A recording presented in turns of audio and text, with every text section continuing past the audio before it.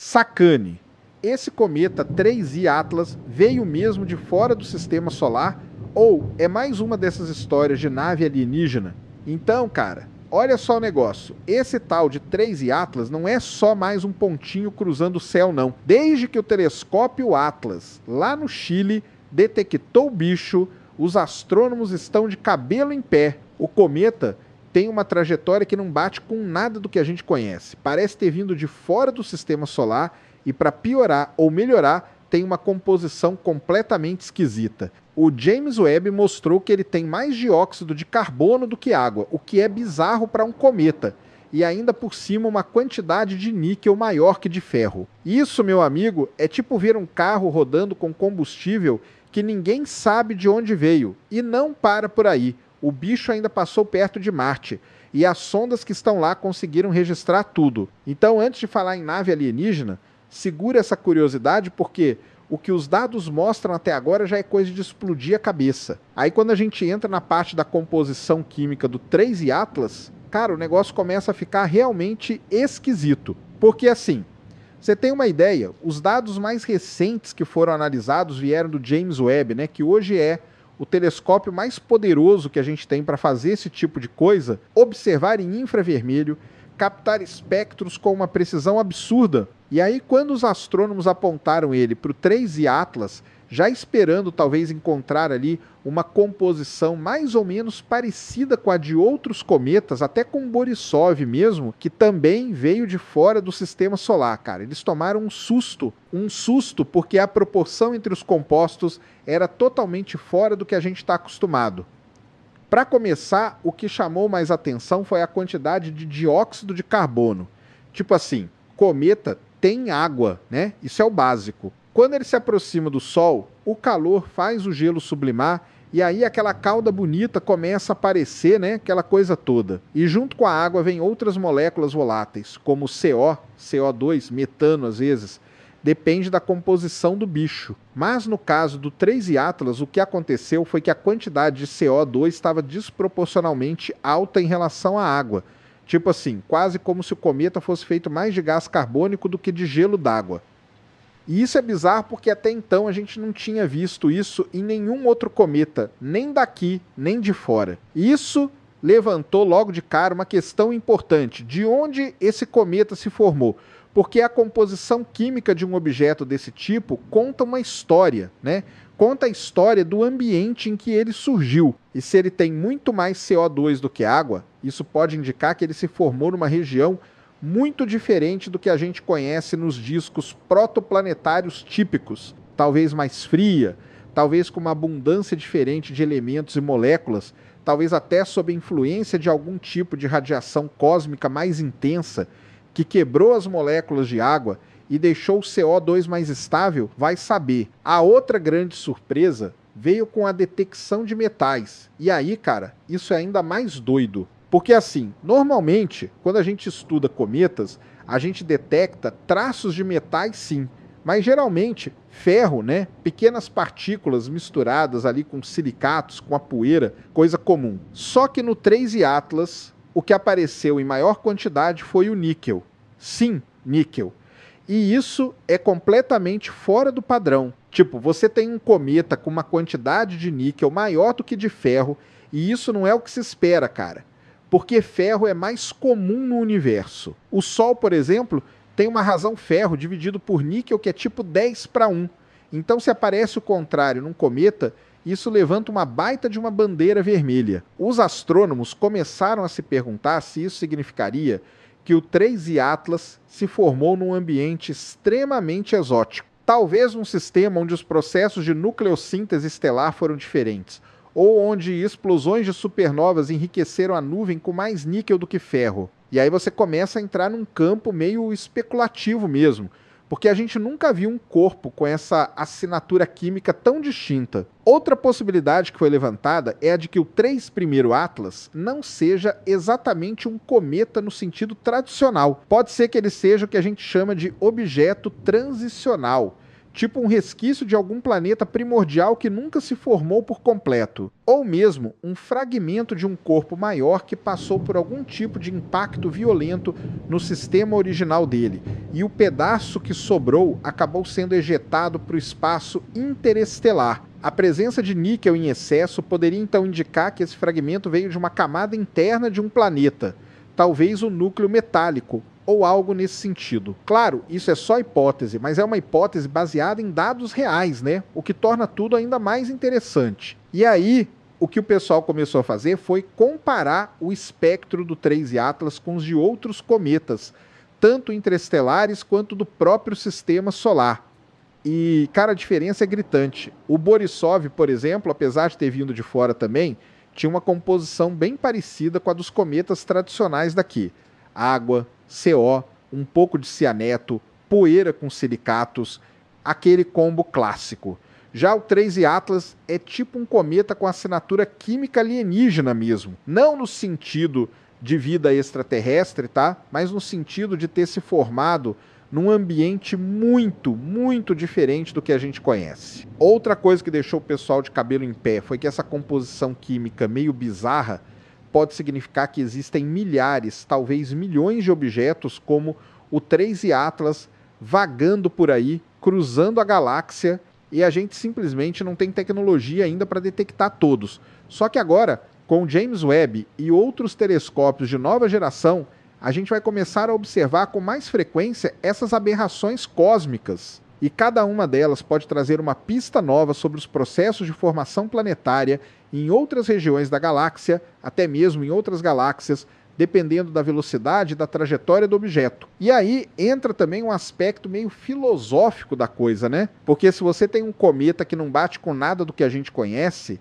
que tem uma proporção absurda de CO2, uma abundância esquisita de níquel, e ainda por cima vem de fora do sistema solar, cara, isso pode ser uma janela para o passado mais remoto do universo. Tipo assim, esse objeto pode ter se formado há mais de 10 bilhões de anos, talvez logo depois da formação das primeiras estrelas, das primeiras galáxias, e ficou vagando desde então até cruzar com a nossa vizinhança agora. Imagina isso, é quase como se fosse uma cápsula do tempo intergaláctica. E esses dados do James Webb são preciosos, porque, diferente dos telescópios tradicionais, ele consegue detectar comprimentos de onda que mostram a composição química com muito mais clareza. Então, quando o 3I Atlas passou mais perto do Sol e começou a emitir gases, a assinatura espectral desses compostos foi capturada com uma precisão impressionante. Isso permitiu que os cientistas montassem um retrato químico bem completo do objeto. E aí entra o detalhe mais curioso. Mesmo com toda essa composição exótica, o cometa não apresentou nenhuma evidência de compostos orgânicos complexos, como aminoácidos ou hidrocarbonetos grandes, que são relativamente comuns em cometas daqui. Isso também foi meio que uma decepção para quem estava torcendo por algo mais, digamos, bombástico, porque muita gente achava que, por ser de fora do sistema solar, o 3I Atlas podia trazer compostos pré-bióticos que nunca vimos antes, talvez até ajudar a responder perguntas sobre a origem da vida. Mas pelo menos até agora, nada disso foi detectado. Ele é estranho, mas não necessariamente biológico, o que também é uma informação importante, porque ajuda a entender o que pode ou não ser considerado um ambiente propício à formação de vida em outras partes da galáxia. Então, o resumo dessa parte química é que o 3I Atlas virou uma espécie de outlier cósmico, um ponto completamente fora da curva. Um cometa que desafia os modelos que a gente usa para entender a composição de corpos pequenos, que levanta dúvidas sobre a diversidade química de outros sistemas planetários e que reforça a ideia de que o universo é infinitamente mais diverso do que a gente consegue imaginar. E talvez o mais interessante seja justamente isso. A gente nunca vai saber com certeza de onde ele veio, como ele se formou e o que exatamente ele representa. Mas ele está aí, deixando um rastro de perguntas, desafiando nossas ideias e mostrando que ainda tem muito, mas muito mesmo, que a gente não sabe sobre o cosmos. A idade estimada do 3I Atlas é um daqueles pontos que realmente faz a gente parar para pensar, porque assim, quando os pesquisadores começaram a analisar os dados orbitais e os modelos de trajetória, ficou claro que esse objeto não só veio de fora do sistema solar, mas que ele está vagando pelo espaço há um tempo simplesmente absurdo. Os cálculos, levando em conta a velocidade dele, a inclinação da órbita e outros parâmetros, indicam que ele pode ter até 14 bilhões de anos, ou seja, ele pode ser tão antigo quanto o próprio universo. Isso é um negócio que assusta, né? Porque a gente está falando de um objeto que nasceu quando o universo ainda era praticamente um bebê, recém-saído do Big Bang. E aí a pergunta óbvia é, como um corpo desse sobrevive tanto tempo assim? Porque pensa bem, um objeto vagando pelo espaço por bilhões e bilhões de anos, exposto à radiação cósmica, a campos magnéticos galácticos, a partículas de alta energia, e mesmo assim ainda chega até aqui inteiro o suficiente para a gente observar. Isso já é um feito e tanto. Só que aí entra o detalhe mais importante. A trajetória dele sugere que ele não veio de uma região qualquer da galáxia. As simulações feitas com base nos dados do telescópio revelam que o 3I Atlas provavelmente teve origem no que a gente chama de disco espesso da Via Láctea, uma região mais antiga, mais turbulenta, que fica relativamente perto do centro galáctico. O disco espesso é uma estrutura meio esquecida, mas extremamente importante. Ele é mais antigo do que o disco fino, que é onde o Sol e a maioria das estrelas visíveis estão localizados. No disco espesso, as estrelas tendem a ser mais velhas, mais pobres em metais, e geralmente têm órbitas mais inclinadas e mais excêntricas. É uma região que carrega a assinatura química do início da galáxia. E o fato de um cometa ter se originado ali, ou pelo menos ter passado a maior parte da sua existência ali, pode explicar várias das anomalias que a gente observa na composição dele.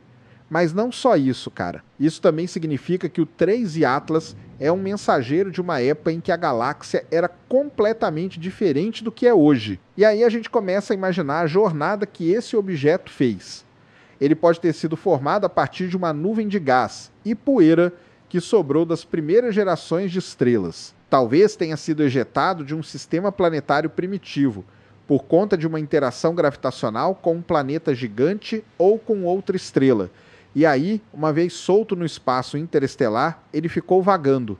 Só vagando, por bilhões de anos, até que, por uma coincidência absurda, cruzou o caminho da nossa estrela e acabou passando relativamente perto da gente. Isso é um tipo de evento que pode acontecer com frequência na escala cósmica, mas que pra gente, do nosso ponto de vista limitado aqui na Terra, é quase um milagre. Outro ponto interessante é que, sendo tão antigo assim, o 3I Atlas pode conter em sua estrutura elementos que hoje já são raros ou quase inexistentes. Elementos que talvez tenham se formado nas primeiras supernovas da galáxia, ou mesmo durante o processo de reionização do universo. Porque, pensa só, a composição original dele pode ter sido preservada quase intacta esse tempo todo, justamente porque ele passou a maior parte da existência em ambientes frios e escuros, longe de qualquer fonte de calor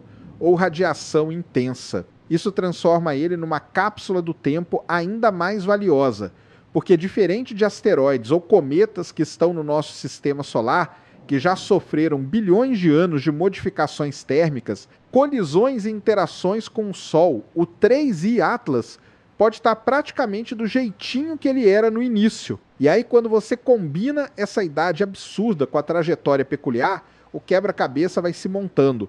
Os astrônomos calcularam que ele não está preso gravitacionalmente a nenhuma estrela. A velocidade que ele possui, somada à inclinação da órbita e ao ângulo de entrada no sistema solar, deixa claro que ele veio de longe e vai continuar sua jornada depois que sair da nossa vizinhança. Isso é o que a gente chama de órbita hiperbólica, ou seja, uma trajetória que não é fechada, que não volta. Ele entra, passa e vai embora para nunca mais voltar. E isso torna tudo ainda mais urgente, porque é uma chance única de estudar um objeto que talvez a gente nunca mais veja igual. O curioso é que, apesar da idade estimada ser tão alta, o 3' Atlas ainda é ativo, ainda solta material quando se aproxima do Sol. E isso é meio contraintuitivo, porque você esperaria que depois de bilhões de anos vagando, ele já tivesse perdido boa parte de sua capacidade de sublimação, né? Mas o que parece é que ele nunca teve encontros próximos com estrelas antes. Ele pode ter ficado esse tempo todo no espaço profundo, a temperaturas tão baixas que preservaram seus voláteis, os gases e líquidos congelados, numa espécie de hibernação cósmica. E agora, ao passar perto do Sol pela primeira vez, ele está despertando, como se fosse um cometa recém-nascido, só que com 14 bilhões de anos nas costas. Esse tipo de coisa desafia até os modelos que a gente tem de evolução de corpos pequenos, porque a maioria dos modelos supõe que, com o tempo, esses objetos perdem massa, se fragmentam, se desgastam. Mas o 3I Atlas parece ser uma exceção. Talvez pela própria origem dele, talvez pela trajetória em comum, ele conseguiu escapar de tudo isso. E o que os astrônomos estão tentando fazer agora é entender exatamente qual foi esse caminho. Usando modelos computacionais sofisticados, eles estão rodando simulações ao contrário, tentando rastrear a possível origem do objeto com base nas forças gravitacionais que ele sofreu ao longo do tempo. O problema é que quanto mais longe você tenta voltar no tempo, mais incertas as simulações ficam. Porque a galáxia é um lugar dinâmico, as estrelas se movem, os campos gravitacionais mudam, colisões acontecem, nuvens de gás se dissipam. Então é muito difícil apontar exatamente qual estrela ou qual sistema jogou o 3I Atlas no espaço interestelar. Mas mesmo que a gente nunca descubra com precisão de onde ele veio, o simples fato de ter cruzado com a gente já é uma oportunidade científica imensa. E outra coisa que os pesquisadores estão considerando é que o 3I Atlas pode ser um dos últimos sobreviventes de uma geração de objetos que se formaram nos primórdios do universo e que já não existem mais. Pode ser que sistemas inteiros tenham nascido e morrido enquanto ele ainda viajava. Estrelas nasceram, explodiram, sistemas colapsaram, e ele lá, firme, seguindo sua rota. E agora, no exato momento da história em que a gente tem tecnologia suficiente para detectar e estudar esse tipo de objeto, ele aparece.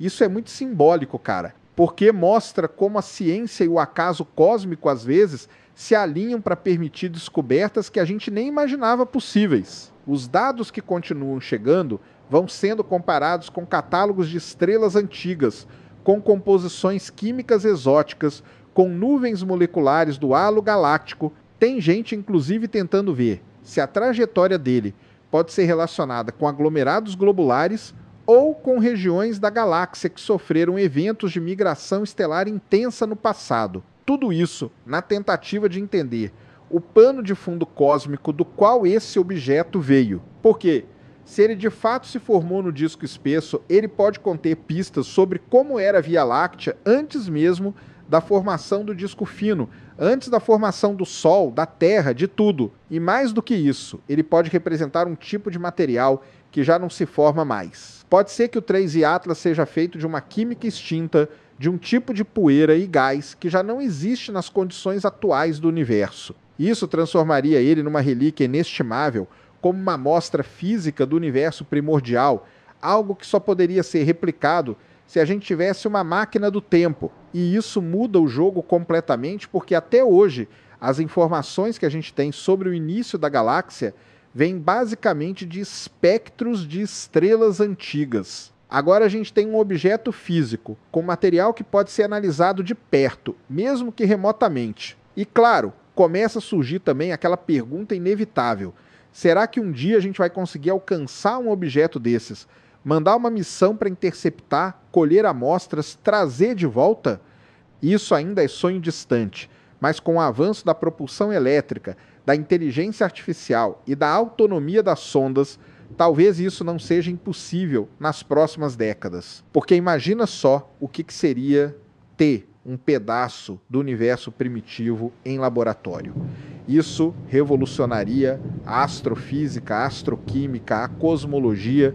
Por enquanto, o que dá para fazer é continuar monitorando, coletando dados, comparando com modelos e tentando extrair o máximo de informação possível enquanto ele ainda está relativamente perto. Porque uma coisa é certa: quando ele se for, vai embora levando com ele uma história que começou antes mesmo da Terra existir. E isso, por si só, já é algo que faz a gente olhar para o céu com um pouco mais de humildade. O que chamou muito a atenção no caso do 3i Atlas foi o fato dele ter passado bem perto de Marte. E o mais impressionante, essa passagem foi registrada por duas sondas que estão por lá, o Perseverance e o Mars Reconnaissance Orbiter. E cara, isso é uma sorte danada, porque pensa só, geralmente esses objetos interestelares passam rápido demais e longe demais para qualquer observação mais próxima. Agora imagina, você tem um negócio vindo de fora do sistema solar, com uma origem provavelmente no disco espesso da galáxia, com uma idade que pode ser próxima da do próprio universo, e ele cruza com Marte justo quando a gente tem um robô super avançado no solo e um satélite em órbita, prontos para observar. É muita coincidência, mas é aquela coincidência boa, né, que a ciência agradece. E aí o que aconteceu foi que, durante a passagem do 3i Atlas pelo entorno marciano, os cientistas conseguiram coordenar uma série de observações que talvez jamais sejam repetidas. O Mars Reconnaissance Orbiter, por exemplo, tem instrumentos extremamente sensíveis, como a câmera HiRISE, que é uma das mais potentes já enviadas ao espaço. Ela foi apontada na direção do cometa e conseguiu capturar imagens da coma, aquela nuvem de gás que se forma ao redor do núcleo quando ele se aquece. Apesar da distância ainda ser grande, as imagens revelaram detalhes importantes sobre a estrutura dessa nuvem, especialmente a forma como ela se expandia e a presença de certos padrões de assimetria que não são muito comuns em cometas conhecidos. Isso por si só já levantou algumas discussões, porque a simetria ou a falta dela numa coma pode dizer muito sobre o núcleo do cometa. Se ele é esférico, irregular, se tem fissuras por onde os gases escapam com mais força, se existe alguma rotação envolvida, enfim, tudo isso influencia diretamente no formato da cauda, na velocidade de liberação de material e até na forma como ele interage com o ambiente ao redor. E no caso do 3 Brumar Atlas, os dados indicaram uma liberação desigual de gases, o que pode sugerir que o núcleo tem áreas de atividade muito diferentes entre si. Isso bate com a ideia de um corpo formado em condições extremas, talvez com zonas ricas em compostos voláteis intercaladas com outras totalmente inertes. Mas não parou por aí. O Perseverance, que está no solo de Marte, também teve um papel fundamental nessa observação. E aí você pode perguntar, mas como um rover que está lá no chão, fixo, pode observar um cometa? E é aí que entra a tecnologia. O Perseverance tem um conjunto de câmeras muito sensíveis, como a Mascan-Z, que pode ser usada para observar o céu marciano, e foi exatamente isso que os cientistas fizeram. Eles apontaram as câmeras na direção prevista da passagem do cometa e conseguiram capturar imagens do objeto se movendo pelo céu. Claro que não dá para ver o mesmo nível de detalhe que a gente teria com um telescópio espacial, mas essas imagens são valiosíssimas, porque mostram como a atmosfera rarefeita de Marte reage à passagem de um corpo desse tipo. Teve até detecção de pequenas variações na densidade de partículas suspensas na atmosfera marciana, que alguns acreditam terem sido causadas por interações com a cauda do cometa. Isso ainda está sendo analisado porque é uma medição extremamente sutil, mas se for confirmado, seria a primeira vez que a gente vê esse tipo de interação entre a atmosfera de Marte e um objeto interestelar. Seria tipo uma assinatura direta do impacto que esses visitantes cósmicos podem ter, mesmo quando não colidem com nada. E isso abre margem para uma série de novas perguntas, porque se o 3i Atlas conseguiu afetar, mesmo que minimamente, a atmosfera marciana, o que será que um objeto maior ou mais ativo poderia fazer?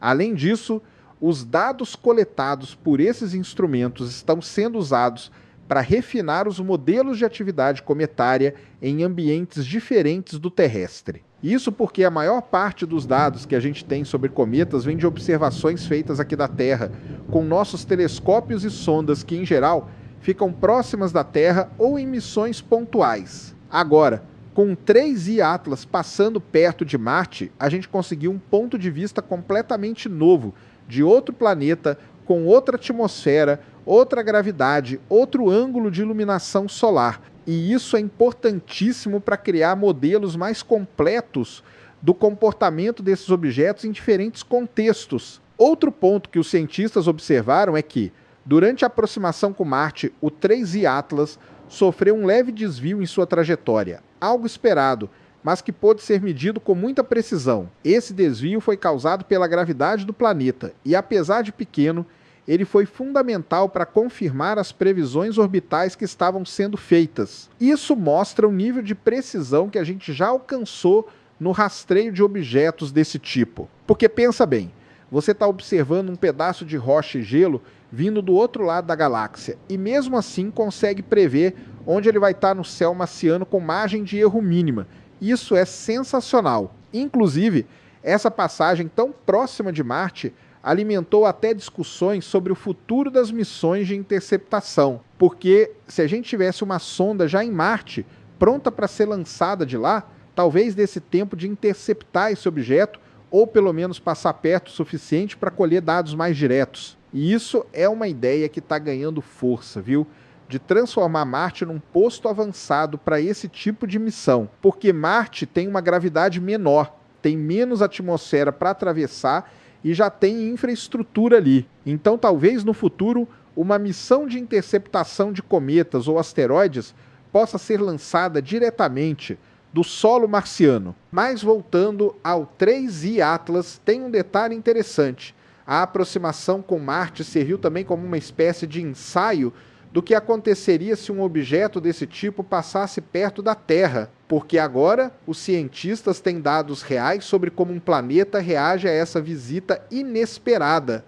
Claro que Marte tem uma atmosfera mais tênue, menos campo magnético, mas mesmo assim dá para tirar paralelos. E isso alimenta os estudos sobre defesa planetária, sobre como identificar, rastrear e eventualmente desviar um objeto perigoso. O mais impressionante de tudo isso é que, mesmo com instrumentos que não foram originalmente projetados para observar cometas interestelares, a gente conseguiu uma quantidade absurda de informação. Mostra o quanto é importante ter esses equipamentos funcionando, explorando todos os cantos possíveis, porque nunca se sabe quando o universo vai te jogar uma oportunidade dessas. E o mais louco é pensar que esse cometa passou por milhões, talvez bilhões de anos sem cruzar com nenhum planeta. E logo agora, nesse momento específico da história humana, ele resolve passar por Marte. E justo quando a gente tem olhos lá para observar, é quase como se fosse um presente cósmico. E tem mais uma coisa, né? Essa passagem também teve um impacto enorme na divulgação científica. Quando a notícia de que o 3I Atlas estava passando perto de Marte começou a circular, muita gente começou a se interessar pelo assunto. Rolou aquela movimentação nas redes, com imagens, simulações, comentários de astrônomos, vídeos mostrando o trajeto do cometa. E isso é muito legal porque ajuda a aproximar o público geral de um fenômeno que, em outro contexto, talvez passasse despercebido. A ciência ganha muito quando consegue mostrar que essas coisas extraordinárias estão acontecendo agora, no nosso tempo, com participação direta da nossa tecnologia. Os próximos passos agora são continuar analisando os dados colhidos durante essa passagem, comparar luz com os de outros cometas já observados em Marte e na Terra, e tentar encontrar padrões. Talvez a gente descubra que cometas interestelares têm comportamentos bem distintos quando passam por sistemas planetários.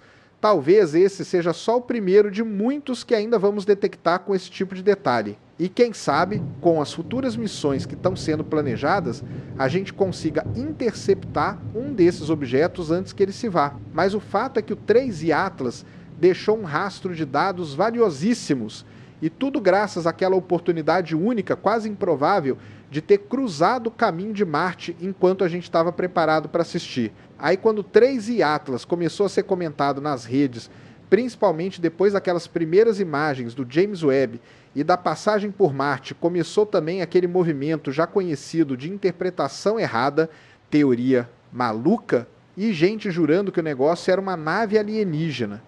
Isso acontece direto, né? E é até esperado, porque quando aparece um objeto com formato alongado, vindo de fora do sistema solar, numa velocidade absurda, com uma órbita que nunca mais volta. Cara, para muita gente isso soa como uma mensagem clara de que tem alguma inteligência por trás. E aí não demora muito para começar a pipocar vídeo no TikTok, thread no Twitter, canal no YouTube dizendo que o 3i Atlas é na verdade um artefato alienígena. E é curioso como isso cresce tão rápido. Basta uma imagem com qualidade mais baixa ou um gráfico mal interpretado e pronto, aquilo vira prova de que é um objeto artificial. O formato dele, que é um pouco mais alongado do que o típico núcleo de cometa, virou motivo para especulação. Teve gente comparando com o famoso caso do Oumuamua, que também tinha um formato meio estranho e que na época gerou uma onda parecida de teorias conspiratórias e hipóteses alternativas. E não é à toa que o nome do Avi Loeb voltou à tona. Ele foi o cara que na época do Oumuamua levantou a hipótese de que aquele objeto podia ser uma vela solar alienígena. E agora, com o 3i Atlas, ele também comentou. Claro que o Avi Loeb é um cientista respeitado, tem um currículo pesado, mas ele gosta mesmo de provocar. Ele joga umas ideias que, embora não sejam aceitas como consenso, chamam a atenção justamente por sair do convencional. No caso do 3i Atlas, ele chegou a dizer que o formato alongado e a trajetória não descartam a possibilidade de ser um objeto artificial. Só que aí entra o problema, porque quando um pesquisador com visibilidade fala uma coisa dessas, ainda que seja no campo da especulação científica, isso vira combustível para todo tipo de desinformação nas redes. O pessoal pega um trecho da fala, distorce, tira de contexto e transforma em cientista de Harvard, confirma que cometa é nave alienígena, e aí já era, viraliza. Aí vem aquela enxurrada de vídeos mostrando animações 3D mal feitas, simulando o 3i Atlas se aproximando da Terra, mudando de direção como se estivesse manobrando, o que é completamente falso. Só que, para quem não tem conhecimento básico de astronomia, aquilo parece convincente.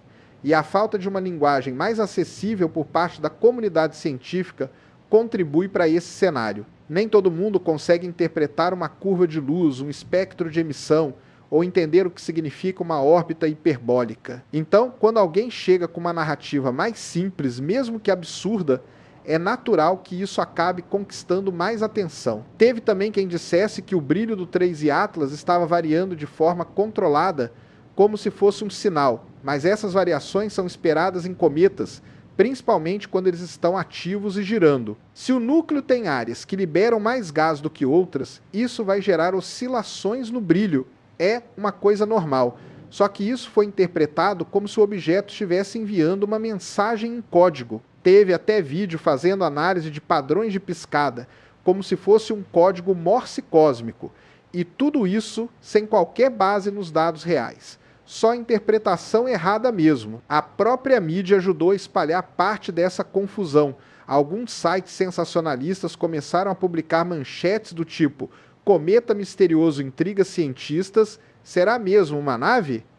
Ou objeto de fora da galáxia tem comportamento incomum, sem esclarecer que tudo isso vinha de pura especulação sem fundamento. E aí o estrago já estava feito. Milhares de pessoas começaram a acompanhar o 3i Atlas não como um fenômeno astronômico incrível, que já seria por si só digno de atenção, mas como o próximo contato com civilizações extraterrestres. É claro que existe sim um fascínio natural por essas coisas. A ideia de que não estamos sozinhos no universo mexe com o imaginário humano desde sempre. Mas quando esse fascínio atropela o rigor científico, aí a coisa complica, porque em vez de incentivar as pessoas a entender o que realmente está acontecendo, você cria uma cortina de fumaça, onde o que mais chama atenção é justamente o que não tem base nenhuma. E o pior, isso desvaloriza o trabalho incrível que está sendo feito pelos cientistas de verdade, que estão lá quebrando a cabeça para analisar espectros, modelar a trajetória, entender a composição química do objeto, tudo com base em dados concretos. O paralelo com o Oumuamua é inevitável. Na época dele, o que mais chocou foi a aceleração não explicada. O objeto parecia estar mudando de velocidade de uma forma que não combinava com o que se esperava de um corpo inerte. E isso deu margem para muitas hipóteses, desde liberação de gases invisíveis, como hidrogênio molecular, até a já mencionada ideia de que seria uma nave equipada com alguma tecnologia de propulsão, mas, no fim das contas, nenhuma evidência sólida de artificialidade foi encontrada, e o 3I Atlas, embora tenha um formato também incomum, não apresentou nenhum desses comportamentos misteriosos. Ele segue uma órbita coerente com as leis da física, sua aceleração é explicada pela liberação de voláteis, e tudo que foi detectado até agora aponta para uma origem natural, ainda que extremamente exótica. A comunidade científica, claro, respondeu. Diversos astrônomos foram às redes, às entrevistas, aos podcasts, explicando o que era o 3I Atlas de verdade, mas como sempre, a voz da razão é mais lenta, menos barulhenta. Enquanto vídeos sensacionalistas batiam milhões de visualizações, os conteúdos realmente informativos lutavam para alcançar parte do público, e isso escancara um problema mais profundo. A ciência precisa aprender a se comunicar melhor, precisa ocupar esses espaços com mais frequência, com linguagem mais acessível, com formatos que se encaixem no modo como as pessoas consomem informação hoje, porque senão, cada novo cometa, cada nova descoberta vai virar mais uma oportunidade de espalhar confusão. Agora, vale dizer também que, mesmo dentro da comunidade científica, tem gente que defende que a hipótese da artificialidade não deve ser descartada de forma automática. Eles dizem que, por mais improvável que seja, o universo é grande demais para a gente presumir que somos os únicos e que objetos com trajetórias interestelares são, sim, uma chance rara de investigar essa possibilidade.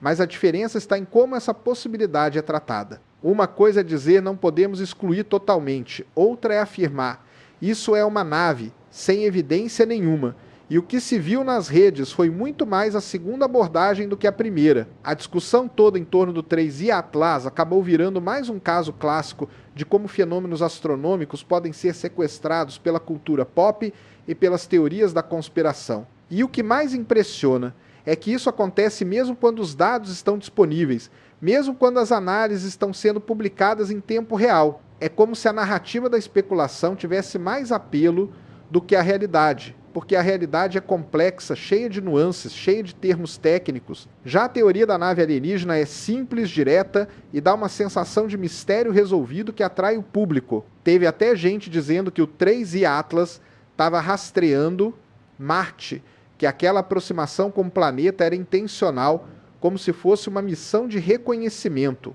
Isso ganhou força porque as imagens da passagem por Marte começaram a circular. E aí já viu, né?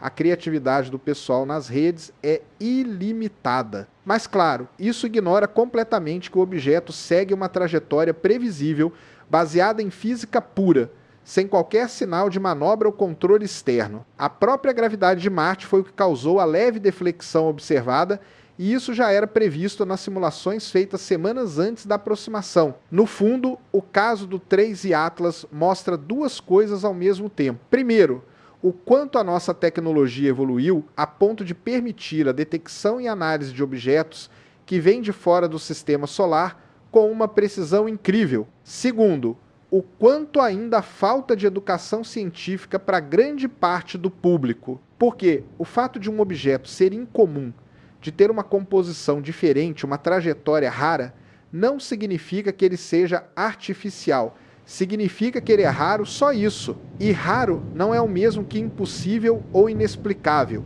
O universo está cheio de coisa estranha, e muitas delas só parecem estranhas porque a gente não tem ainda um catálogo completo do que é normal fora do nosso sistema. O mais interessante é que no meio desse caos todo, ainda assim teve gente que se interessou pelo 3I Atlas por causa dessas teorias. Começaram pesquisando para ver se era verdade a história da nave, e acabaram caindo em conteúdos sérios, aprendendo sobre cometas, sobre espectroscopia, sobre dinâmica orbital. E isso é um lado bom desse fenômeno, porque às vezes o exagero inicial é a porta de entrada para um interesse real pela ciência. Mas aí é importante que existam conteúdos de qualidade, esperando por essas pessoas quando elas decidem ir além da manchete sensacionalista.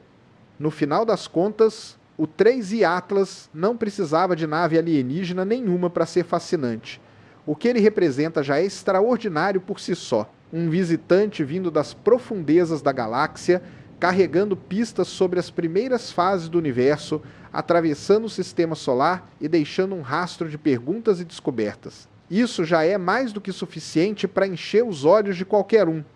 Mas a maneira como essa história foi distorcida em partes da internet mostra que, junto com os dados científicos, a gente precisa construir também um entendimento melhor de como comunicar a ciência num mundo onde a desinformação corre solta, porque só assim, talvez, o próximo objeto interestelar seja visto antes como que ele realmente é uma oportunidade rara de entender nosso lugar no cosmos, do que como mais um personagem num roteiro de ficção científica mal feita. Uma das coisas mais fascinantes quando a gente começa a observar objetos como 3 e Atlas é inevitavelmente fazer comparação com os outros visitantes interestelares que já passaram por aqui. E aí a gente entra diretamente no caso do Oumuamua, que foi o primeiro de todos, e também no 2I, dividido por Borisov, que veio logo depois. Esses 3 objetos formam, por enquanto, o trio de elite dos corpos que a gente sabe com certeza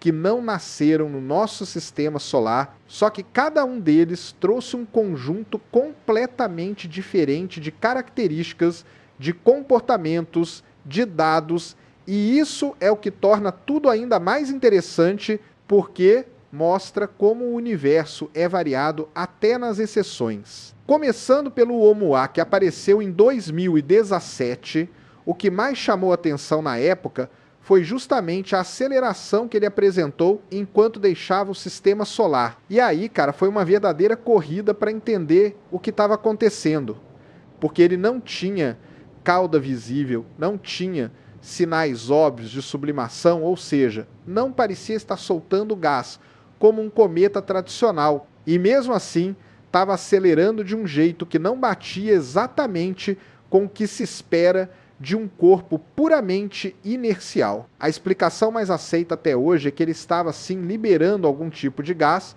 só que invisível aos instrumentos que a gente usou na época. Uma das hipóteses mais fortes fala em hidrogênio molecular sendo liberado, o que não deixaria rastro visível, mas poderia causar uma pequena aceleração. Só que, como nada foi observado diretamente, abriu-se a porta para todo tipo de interpretação, inclusive aquela que a gente já comentou do Aviloeb, falando sobre uma possível vela solar alienígena. O fato é que o Oumuamua passou rápido, ficou pouco tempo visível, e a gente não conseguiu observar com tanto detalhe quanto gostaria. Ele foi uma surpresa completa, e quando os instrumentos foram apontados para ele, já estava indo embora.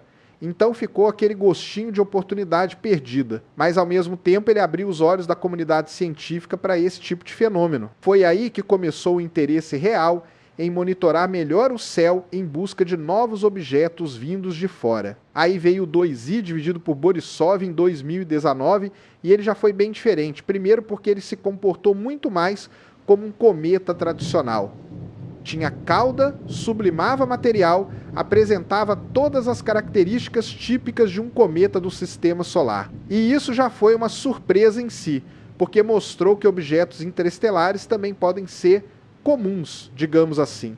Mas mesmo assim, tinha suas peculiaridades. A composição química, por exemplo, era ligeiramente diferente. A proporção de certos compostos não batia exatamente com o que a gente vê nos cometas daqui, embora fosse muito mais próxima do padrão do que a do 3I Atlas, por exemplo. O núcleo também parecia mais estável e por isso o Borisov foi muito mais fácil de estudar. Ele ficou visível por um tempo relativamente longo e os astrônomos conseguiram fazer observações contínuas, tanto com telescópios da Terra quanto com instrumentos espaciais. Essa diferença entre o Oumuamua e o Borisov mostrou logo de cara que objetos interestelares não são todos iguais. Um é completamente diferente do outro, e agora com o 3I Atlas, essa diversidade ficou ainda mais evidente, porque o Atlas traz um combo de características que não se encaixa nem no modelo do Oumuamua e nem no do Borisov. Ele tem atividade cometária, mas com composição extremamente anômala,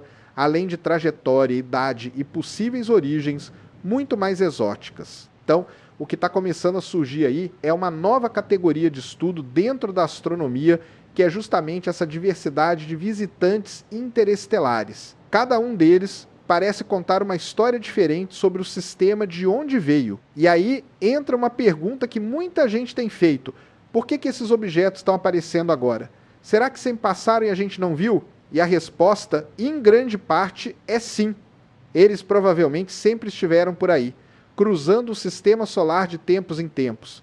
Mas os nossos instrumentos não eram sensíveis o suficiente para detectar. A tecnologia melhorou muito nos últimos anos e os algoritmos de busca também. Hoje em dia a gente tem telescópios que fazem varreduras automatizadas do céu, detectam objetos que se movem de maneira estranha e imediatamente alertam os observatórios do mundo todo. Isso permite que o objeto seja rastreado desde o começo, antes que desapareça da nossa vista. No caso do 3I Atlas, a detecção inicial foi mérito do sistema Atlas no Chile, que é justamente um desses sistemas de vigilância do céu. Ele detectou o objeto como um ponto de luz em movimento estranho, e logo os dados foram compartilhados. Isso mostra como o trabalho colaborativo é essencial nessa área. Nenhum telescópio sozinho dá conta de acompanhar esses objetos por muito tempo, então é preciso uma rede global de observação. E, quando se trata de corpos interestelares, esse trabalho em rede é ainda mais importante,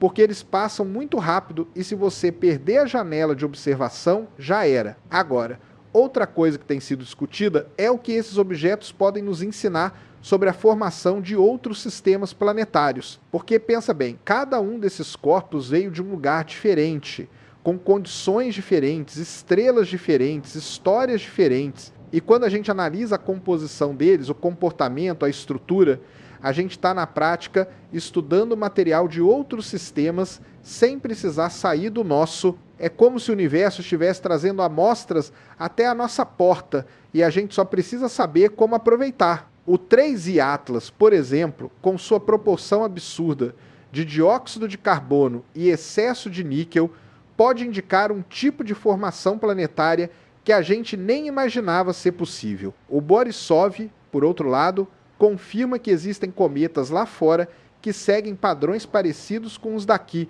o que sugere que certos processos de formação podem ser universais. Já o Oumuamua continua sendo mais misterioso, justamente por não se encaixar em nenhuma categoria conhecida. E isso é muito interessante porque quando a gente fala sobre vida fora da Terra, civilizações extraterrestres, tudo isso, a base de tudo é entender como os sistemas se formam, como os elementos se distribuem e quais ambientes podem ser favoráveis à vida. Então, esses objetos interestelares acabam virando peças-chave nesse quebra-cabeça. Outra coisa que está sendo muito discutida é a ideia de que talvez a gente devesse tentar interceptar um desses objetos no futuro, mandar uma sonda para estudar de perto, talvez até coletar amostras. Isso já está nos planos de algumas agências espaciais. A ESA, por exemplo, tem um projeto chamado Comet Interceptor, que não é especificamente para objetos interestelares, mas que poderia ser redirecionado caso apareça um novo visitante vindo de fora. A ideia seria lançar a sonda e deixá-la esperando numa posição estratégica onde possa ser desviada rapidamente em direção a um alvo inesperado. Isso porque, como esses objetos são detectados muito em cima da hora, não dá tempo de planejar uma missão do zero. Mas se a gente já tiver uma sonda pronta no espaço, isso pode mudar completamente o jogo. O grande desafio nisso tudo é a velocidade. Esses objetos vêm a velocidades altíssimas, muito maiores do que a de cometas que orbitam o Sol. Interceptar um deles exige uma manobra muito precisa e rápida, mas a recompensa pode ser gigantesca. Imagina só conseguir pegar uma amostra direta de um cometa vindo de outro sistema estelar ou até de outra galáxia, vai saber. Isso seria o equivalente a estudar uma rocha da infância do universo e talvez até trazer informações que mudem nossa compreensão sobre a origem da vida, porque tem gente que defende que os ingredientes básicos da vida podem ter vindo justamente de cometas, inclusive interestelares. A gente ainda está no começo desse tipo de estudo. Com apenas 3 objetos confirmados, é muito cedo para tirar conclusões definitivas. mas já dá para ver que tem uma diversidade enorme lá fora. E o fato de termos detectado 3 em um intervalo de poucos anos sugere que muitos outros estão vindo e que agora a gente tem as ferramentas certas para encontrá-los. O que falta agora é desenvolver as missões que vão além da observação, que cheguem perto, toquem, tragam material de volta, e isso, inevitavelmente, vai abrir uma nova era na exploração espacial. Esses visitantes interestelares são como cartas embaralhadas jogadas por civilizações estelares que talvez nunca vamos conhecer. Eles trazem códigos, pistas, assinaturas químicas, fragmentos de histórias que se perderam há bilhões de anos. Cada um deles é um pedaço de um mundo que já não existe mais, ou que talvez nunca tenha chegado a existir por completo. E é isso que torna tudo tão fascinante. Eles não vêm só de longe, eles vêm de outro tempo, de outra condição cósmica, e nos fazem lembrar o quanto ainda somos pequenos diante do que existe lá fora. Uma das coisas que sempre vem à tona quando a gente fala desses objetos interestelares, como 3 e Atlas, é justamente a possibilidade de impacto com a Terra. Por quê? Por mais que esses objetos sejam raros, por mais que passem rápido e longe da gente, a pergunta inevitável é: e se um dia um deles cruzar a nossa órbita? E se um desses corpos, vindo de outro sistema, acabar em rota de colisão com o nosso planeta? E aí, cara, a conversa muda completamente de tom. Deixa de ser só curiosidade científica e vira uma questão de sobrevivência, de proteção planetária mesmo. E o que muita gente não percebe é que, apesar da chance ser muito pequena, o impacto potencial de um objeto desse tipo seria absolutamente devastador. E não é só pela velocidade, que já é absurda, mas pela energia envolvida no processo. Quando um corpo entra na atmosfera da Terra, o fator determinante para o estrago que ele pode causar não é só o tamanho, mas a velocidade ao quadrado. E, no caso de objetos interestelares, eles estão vindo em velocidades muito superiores àquelas dos objetos que estão em órbita solar, como asteroides próximos da Terra ou cometas periódicos. Enquanto um asteroide comum pode estar vindo a 20 ou 30 km por segundo, um objeto interestelar pode chegar fácil a 50, 60, até 100 km por segundo, dependendo da trajetória. Isso muda completamente o jogo, porque quando você coloca essas velocidades nas equações, a energia liberada num possível impacto cresce de forma exponencial. Vamos pegar como base um objeto de, sei lá, 1 km de diâmetro.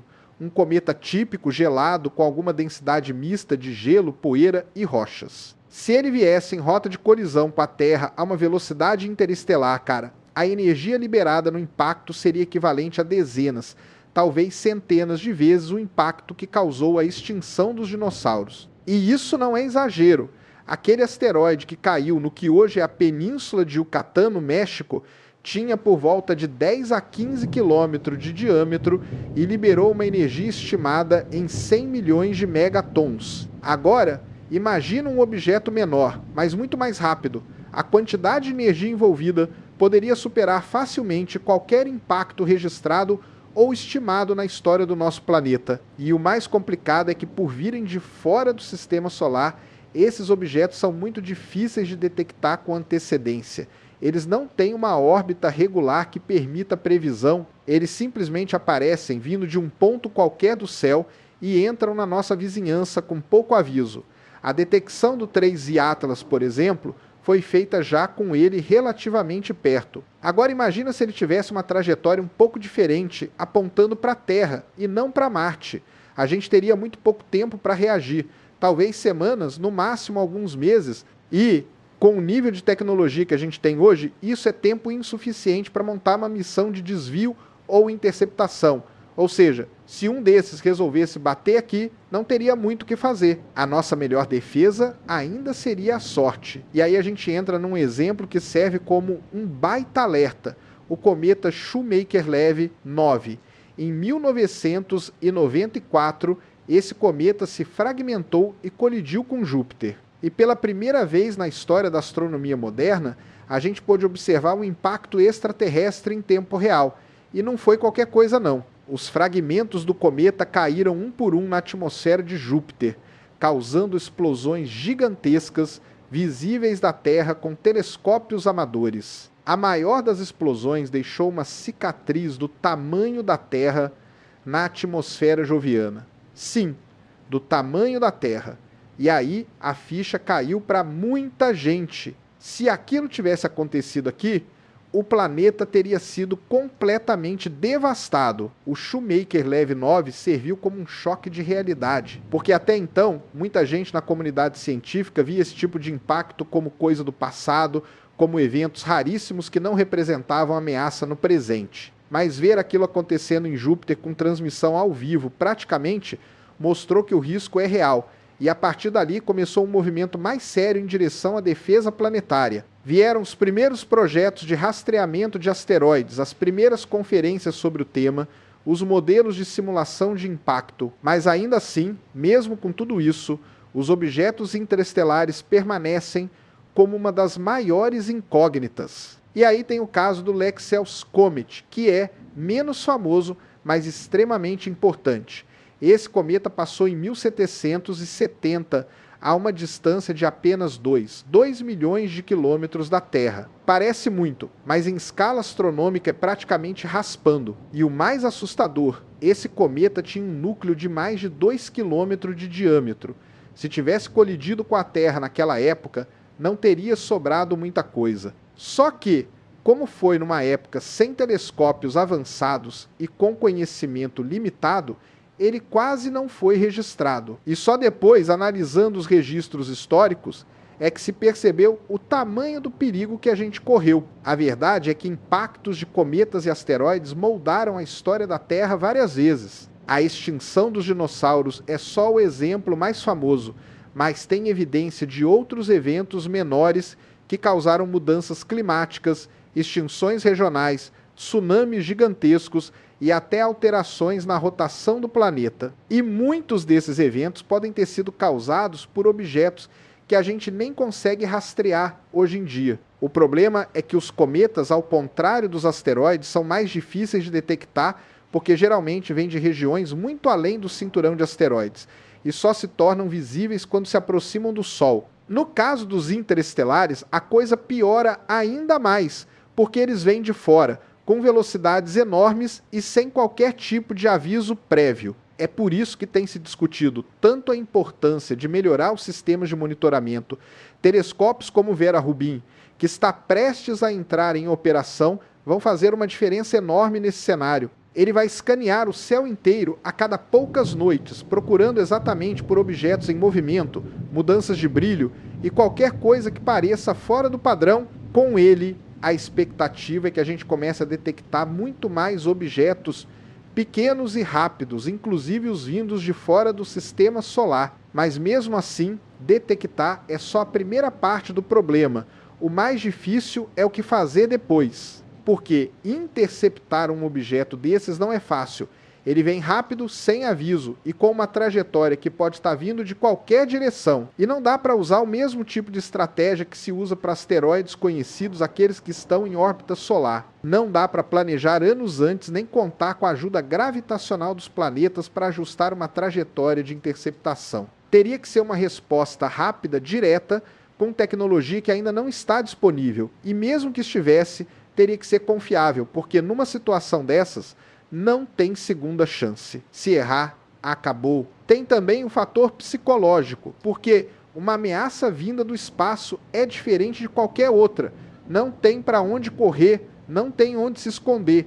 A Terra toda vira o alvo. E mesmo que o impacto não fosse global, como seria o caso de um objeto pequeno caindo no oceano ou numa região desabitada, o caos social que uma notícia dessas causaria seria imenso. Já houve estudos mostrando que, em caso de confirmação de um impacto iminente, o maior desafio talvez nem fosse o impacto em si, mas o pânico que isso geraria. Então, além da questão tecnológica, tem também a questão de como comunicar esse tipo de risco de forma clara, honesta, mas sem causar histeria. E por mais estranho que pareça, os próprios cometas ajudam nesse processo.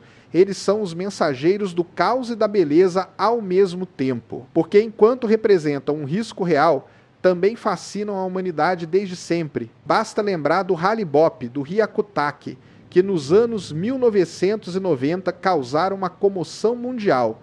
Milhões de pessoas saíram de casa para olhar para o céu, tirar fotos, fazer vigília, e ao mesmo tempo tiveram surtos de pânico, suicídios coletivos, cultos que achavam que aquilo era o sinal do fim do mundo. E isso mostra o poder simbólico que esses objetos têm. Eles mexem com algo profundo dentro da gente, algo que vai além da ciência e toca na nossa relação com o universo. É por isso que estudar esses objetos é tão importante, não só para entender a física, a origem, a trajetória, mas também para compreender o nosso próprio medo, a nossa curiosidade e o que nos move como espécie diante do desconhecido. E o 3i Atlas, com tudo que trouxe até agora, se encaixa perfeitamente nesse papel. Ele é mais uma peça do quebra-cabeça que tenta explicar como o universo se organiza, como sistemas planetários evoluem e o que pode acontecer quando essas peças colidem. Literalmente, e no fim das contas, talvez o maior aprendizado que ele nos deixa até aqui é o de que o universo é dinâmico, imprevisível e cheio de forças que a gente mal começou a entender. E que, por mais que pareça distante, o impacto de um visitante interestelar não é só uma... Mas voltando ao 3i Atlas, tem um detalhe interessante. A aproximação com Marte serviu também como uma espécie de ensaio do que aconteceria se um objeto desse tipo passasse perto da Terra, porque agora os cientistas têm dados reais sobre como um planeta reage a essa visita inesperada. Claro que Marte tem uma atmosfera mais tênue, menos campo magnético, mas mesmo assim dá para tirar paralelos. E isso alimenta os estudos sobre defesa planetária, sobre como identificar, rastrear e eventualmente desviar um objeto perigoso. O mais impressionante de tudo isso é que, mesmo com instrumentos que não foram originalmente projetados para observar cometas interestelares, a gente conseguiu uma quantidade absurda de informação. Mostra o quanto é importante ter esses equipamentos funcionando, explorando todos os cantos possíveis, porque nunca se sabe quando o universo vai te jogar uma oportunidade dessas. E o mais louco é pensar que esse cometa passou por milhões, talvez bilhões de anos sem cruzar com nenhum planeta. E logo agora, nesse momento específico da história humana, ele resolve passar por Marte. E justo quando a gente tem olhos lá para observar, é quase como se fosse um presente cósmico. E tem mais uma coisa, né? Essa passagem também teve um impacto enorme na divulgação científica. Quando a notícia de que o 3i Atlas estava passando perto de Marte começou a circular, muita gente começou a se interessar pelo assunto. Rolou aquela movimentação nas redes, com imagens, simulações, comentários de astrônomos, vídeos mostrando o trajeto do cometa. E isso é muito legal porque ajuda a aproximar o público geral de um fenômeno que, em outro contexto, talvez passasse despercebido. A ciência ganha muito quando consegue mostrar que essas coisas extraordinárias estão acontecendo agora, no nosso tempo, com participação direta da nossa tecnologia. Os próximos passos agora são continuar analisando os dados colhidos durante essa passagem, comparar luz com os de outros cometas já observados em Marte e na Terra e tentar encontrar padrões. Talvez a gente descubra que cometas interestelares têm comportamentos bem distintos quando passam por sistemas planetários. Talvez esse seja só o primeiro de muitos que ainda vamos detectar com esse tipo de detalhe. E quem sabe, com as futuras missões que estão sendo planejadas, a gente consiga interceptar um desses objetos antes que ele se vá. Mas o fato é que o 3i Atlas deixou um rastro de dados valiosíssimos, e tudo graças àquela oportunidade única, quase improvável, de ter cruzado o caminho de Marte enquanto a gente estava preparado para assistir. Aí quando o 3i Atlas começou a ser comentado nas redes, principalmente depois daquelas primeiras imagens do James Webb e da passagem por Marte, começou também aquele movimento já conhecido de interpretação errada, teoria maluca, e gente jurando que o negócio era uma nave alienígena. Isso acontece direto, né? E é até esperado, porque quando aparece um objeto com formato alongado, vindo de fora do sistema solar, numa velocidade absurda, com uma órbita que nunca mais volta. Cara, para muita gente isso soa como uma mensagem clara de que tem alguma inteligência por trás. E aí não demora muito para começar a pipocar vídeo no TikTok, thread no Twitter, canal no YouTube dizendo que o 3i Atlas é na verdade um artefato alienígena. E é curioso como isso cresce tão rápido. Basta uma imagem com qualidade mais baixa ou um gráfico mal interpretado e pronto, aquilo vira prova de que é um objeto artificial. O formato dele, que é um pouco mais alongado do que o típico núcleo de cometa, virou motivo para especulação. Teve gente comparando com o famoso caso do Oumuamua, que também tinha um formato meio estranho e que na época gerou uma onda parecida de teorias conspiratórias e hipóteses alternativas. E não é à toa que o nome do Avi Loeb voltou à tona.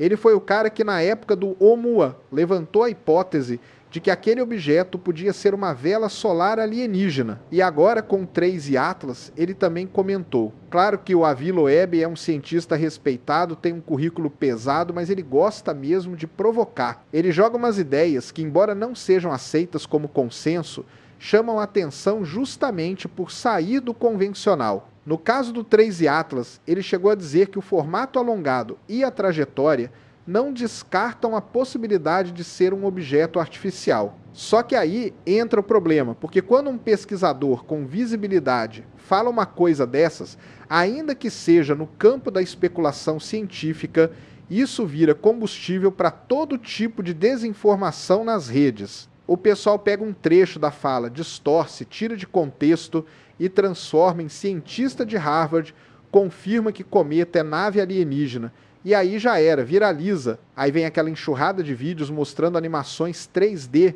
mal feitas, simulando o 3i Atlas se aproximando da Terra, mudando de direção como se estivesse manobrando, o que é completamente falso. Só que, para quem não tem conhecimento básico de astronomia, aquilo parece convincente.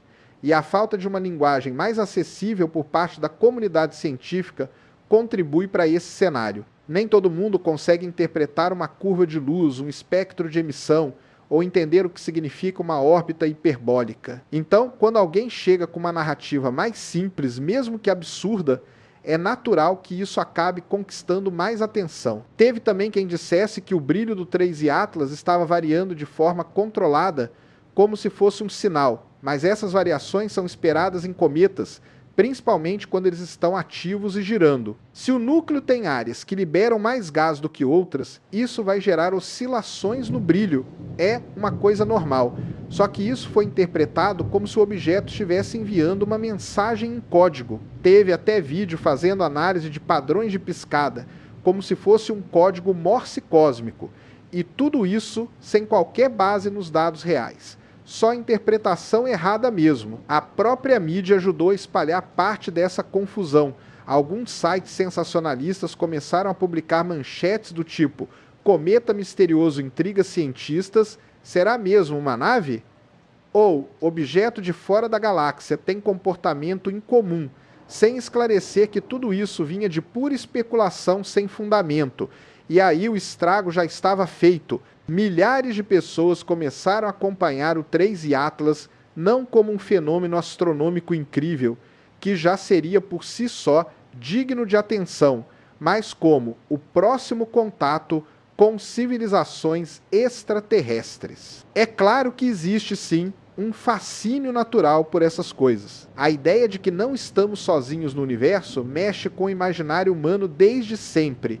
Mas quando esse fascínio atropela o rigor científico, aí a coisa complica, porque em vez de incentivar as pessoas a entender o que realmente está acontecendo, você cria uma cortina de fumaça, onde o que mais chama atenção é justamente o que não tem base nenhuma. E o pior, isso desvaloriza o trabalho incrível que está sendo feito pelos cientistas de verdade, que estão lá quebrando a cabeça para analisar espectros, modelar a trajetória, entender a composição química do objeto, tudo com base em dados concretos. O paralelo com o Oumuamua é inevitável. Na época dele, o que mais chocou foi a aceleração não explicada. O objeto parecia estar mudando de velocidade de uma forma que não combinava com o que se esperava de um corpo inerte. E isso deu margem para muitas hipóteses, desde liberação de gases invisíveis, como o hidrogênio molecular, até a já mencionada ideia de que seria uma nave equipada com alguma tecnologia de propulsão, mas, no fim das contas, nenhuma evidência sólida de artificialidade foi encontrada, e o 3I Atlas, embora tenha um formato também incomum, não apresentou nenhum desses comportamentos misteriosos. Ele segue uma órbita coerente com as leis da física, sua aceleração é explicada pela liberação de voláteis, e tudo que foi detectado até agora aponta para uma origem natural, ainda que extremamente exótica. A comunidade científica, claro, respondeu. Diversos astrônomos foram às redes, às entrevistas, aos podcasts, explicando o que era o 3I Atlas de verdade. Mas, como sempre, a voz da razão é mais lenta, menos barulhenta. Enquanto vídeos sensacionalistas batiam milhões de visualizações, os conteúdos realmente informativos lutavam para alcançar parte do público, e isso escancara um problema mais profundo. A ciência precisa aprender a se comunicar melhor, precisa ocupar esses espaços com mais frequência, com linguagem mais acessível, com formatos que se encaixem no modo como as pessoas consomem informação hoje, porque senão, cada novo cometa, cada nova descoberta vai virar mais uma oportunidade de espalhar confusão. Agora, vale dizer também que, mesmo dentro da comunidade científica, tem gente que defende que a hipótese da artificialidade não deve ser descartada de forma automática. Eles dizem que, por mais improvável que seja, o universo é grande demais para a gente presumir que somos os únicos e que objetos com trajetórias interestelares são, sim, uma chance rara de investigar essa possibilidade. Mas a diferença está em como essa possibilidade é tratada. Uma coisa é dizer não podemos excluir totalmente, outra é afirmar isso é uma nave, sem evidência nenhuma, e o que se viu nas redes foi muito mais a segunda abordagem do que a primeira. A discussão toda em torno do 3I Atlas acabou virando mais um caso clássico de como fenômenos astronômicos podem ser sequestrados pela cultura pop e pelas teorias da conspiração. E o que mais impressiona é que isso acontece mesmo quando os dados estão disponíveis, mesmo quando as análises estão sendo publicadas em tempo real. É como se a narrativa da especulação tivesse mais apelo do que a realidade, porque a realidade é complexa, cheia de nuances, cheia de termos técnicos. Já a teoria da nave alienígena é simples, direta e dá uma sensação de mistério resolvido que atrai o público. Teve até gente dizendo que o 3I Atlas estava rastreando Marte, que aquela aproximação com o planeta era intencional, como se fosse uma missão de reconhecimento. Isso ganhou força porque as imagens da passagem por Marte começaram a circular. E aí já viu, né?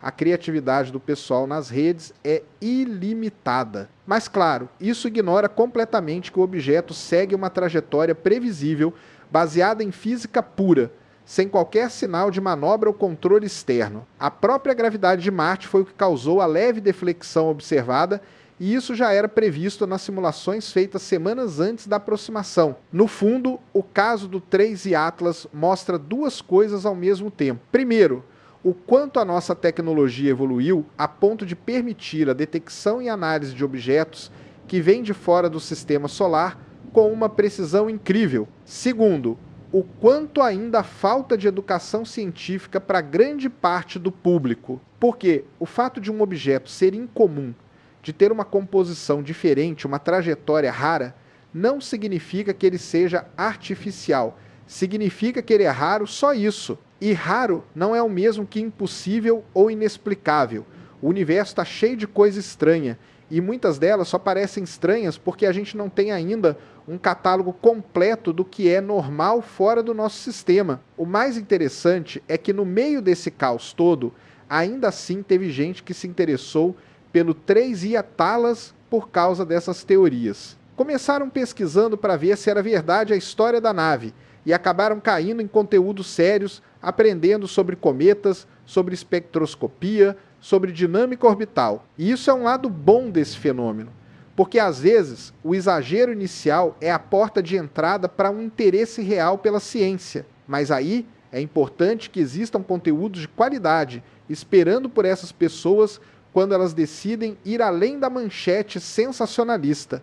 No final das contas, o 3I Atlas não precisava de nave alienígena nenhuma para ser fascinante. O que ele representa já é extraordinário por si só. Um visitante vindo das profundezas da galáxia, carregando pistas sobre as primeiras fases do universo, atravessando o sistema solar e deixando um rastro de perguntas e descobertas. Isso já é mais do que suficiente para encher os olhos de qualquer um. Mas a maneira como essa história foi distorcida em partes da internet mostra que, junto com os dados científicos, a gente precisa construir também um entendimento melhor de como comunicar a ciência num mundo onde a desinformação corre solta, porque só assim, talvez, o próximo objeto interestelar seja visto antes como que ele realmente é uma oportunidade rara de entender nosso lugar no cosmos, do que como mais um personagem num roteiro de ficção científica mal feita. Uma das coisas mais fascinantes quando a gente começa a observar objetos como 3 e Atlas é inevitavelmente fazer comparação com os outros visitantes interestelares que já passaram por aqui. E aí a gente entra diretamente no caso do Oumuamua, que foi o primeiro de todos, e também no 2I, dividido por Borisov, que veio logo depois. Esses 3 objetos formam, por enquanto, o trio de elite dos corpos que a gente sabe com certeza que não nasceram no nosso sistema solar, só que cada um deles trouxe um conjunto completamente diferente de características, de comportamentos, de dados, e isso é o que torna tudo ainda mais interessante, porque mostra como o universo é variado até nas exceções. Começando pelo Oumuamua, que apareceu em 2017, o que mais chamou atenção na época foi justamente a aceleração que ele apresentou enquanto deixava o sistema solar. E aí, cara, foi uma verdadeira corrida para entender o que estava acontecendo, porque ele não tinha cauda visível, não tinha sinais óbvios de sublimação, ou seja, não parecia estar soltando gás, como um cometa tradicional, e mesmo assim estava acelerando de um jeito que não batia exatamente com o que se espera de um corpo puramente inercial. A explicação mais aceita até hoje é que ele estava sim liberando algum tipo de gás, só que invisível aos instrumentos que a gente usou na época. Uma das hipóteses mais fortes fala em hidrogênio molecular sendo liberado, o que não deixaria rastro visível, mas poderia causar uma pequena aceleração. Só que, como nada foi observado diretamente, abriu-se a porta para todo tipo de interpretação, inclusive aquela que a gente já comentou do Aviloeb, falando sobre uma possível vela solar alienígena. O fato é que o Oumuamua passou rápido, ficou pouco tempo visível, e a gente não conseguiu observar com tanto detalhe quanto gostaria. Ele foi uma surpresa completa, e quando os instrumentos foram apontados para ele, já estava indo embora. Então ficou aquele gostinho de oportunidade perdida. Mas ao mesmo tempo ele abriu os olhos da comunidade científica para esse tipo de fenômeno. Foi aí que começou o interesse real em monitorar melhor o céu em busca de novos objetos vindos de fora. Aí veio o 2I, dividido por Borisov em 2019, e ele já foi bem diferente. Primeiro porque ele se comportou muito mais como um cometa tradicional. Tinha cauda, sublimava material, apresentava todas as características típicas de um cometa do sistema solar. E isso já foi uma surpresa em si, porque mostrou que objetos interestelares também podem ser comuns, digamos assim. Mas mesmo assim, tinha suas peculiaridades. A composição química, por exemplo, era ligeiramente diferente. A proporção de certos compostos não batia exatamente com o que a gente vê nos cometas daqui, embora fosse muito mais próxima do padrão do que a do 3 e Atlas, por exemplo. O núcleo também parecia mais estável e por isso o Borisov foi muito mais fácil de estudar. Ele ficou visível por um tempo relativamente longo e os astrônomos conseguiram fazer observações contínuas, tanto com telescópios da Terra quanto com instrumentos espaciais. Essa diferença entre o Oumuamua e o Borisov mostrou logo de cara que objetos interestelares não são todos iguais. Um é completamente diferente do outro, e agora com o 3 e Atlas, essa diversidade ficou ainda mais evidente, porque o Atlas traz um combo de características que não se encaixa nem no modelo do Oumuamua e nem no do Borisov. Ele tem atividade cometária, mas com composição extremamente anômala, além de trajetória, idade e possíveis origens muito mais exóticas. Então, o que está começando a surgir aí é uma nova categoria de estudo dentro da astronomia, que é justamente essa diversidade de visitantes interestelares. Cada um deles parece contar uma história diferente sobre o sistema de onde veio. E aí entra uma pergunta que muita gente tem feito: por que esses objetos estão aparecendo agora? Será que sempre passaram e a gente não viu? E a resposta, em grande parte, é sim. Eles provavelmente sempre estiveram por aí, cruzando o sistema solar de tempos em tempos. Mas os nossos instrumentos não eram sensíveis o suficiente para detectar. A tecnologia melhorou muito nos últimos anos e os algoritmos de busca também. Hoje em dia a gente tem telescópios que fazem varreduras automatizadas do céu, detectam objetos que se movem de maneira estranha e imediatamente alertam os observatórios do mundo todo. Isso permite que o objeto seja rastreado desde o começo, antes que desapareça da nossa vista. No caso do 3I Atlas, a detecção inicial foi mérito do sistema Atlas no Chile